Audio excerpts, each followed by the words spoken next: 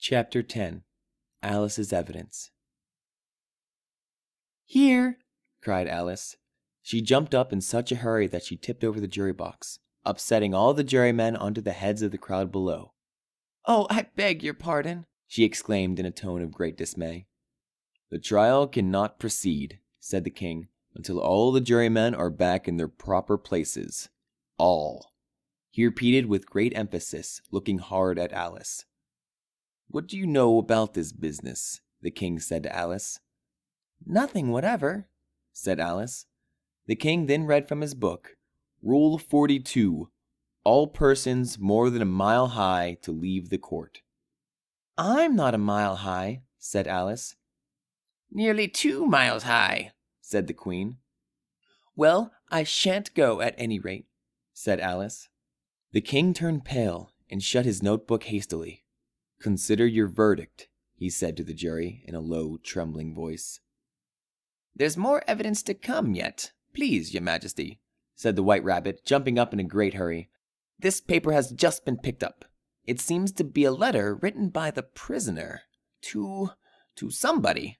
He unfolded the paper as he spoke and added, "It isn't a letter after all. It's a set of verses."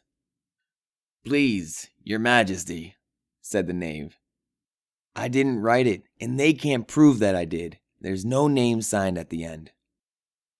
"You must have meant some mischief, or else you'd have signed your name like an honest man," said the king. There was a general clapping of hands at this. "Read them," he added, turning to the White Rabbit. There was dead silence in the court whilst the White Rabbit read out the verses.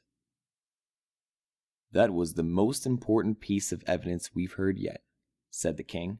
"I don't believe there's an atom of meaning in it," ventured Alice.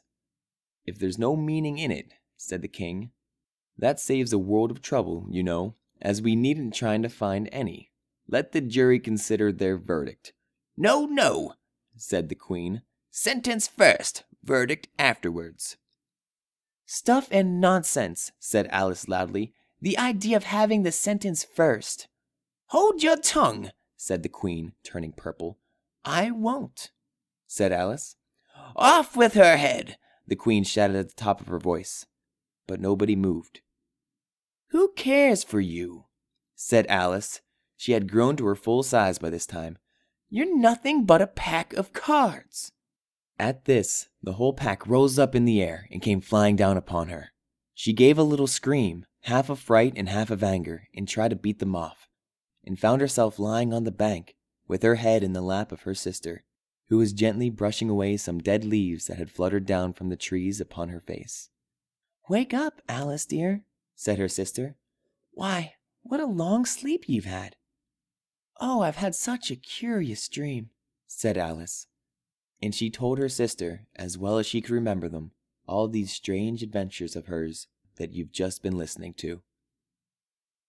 Alice got up and ran off, thinking while she ran, as well as she might, what a wonderful dream it had been.